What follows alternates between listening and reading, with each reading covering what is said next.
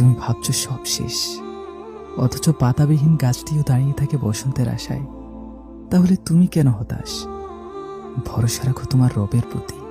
তোমার হতাশাগুলোতেও একদিন আশার আলো ফুটবে, ইনশাআল্লাহ। আপনাকে ঘিরে আল্লাহর এক পরিকল্পনা আছে। ভবিষ্যৎ নিয়ে দুশ্চিন্তায় মগ্ন হবেন না, কারণ ভবিষ্যৎ তো আল্লাহর আওতাধীন। বিশ্বাস করুন, আল্লাহর পরিকল্পনাই শ্রেষ্ঠ পরিকল্পনা। নিজের কাজটুকু করে যান, বাকিটা আল্লাহর উপর ছেড়ে দিন। এমনকি যখন আপনি কিছুই বুঝে উঠতে পারেন না, শুধু আল্লাহর উপর ভরসা রেখে কাজ করে যান। রাত যত গভীর হয়, প্রভাত তত কাছে। যার পেছনে যত অন্ধকার, তার সামনে তত আলো। রাতের অন্ধকার পেরিয়ে প্রভাতের রক্তিম সূর্যোদয় হয়।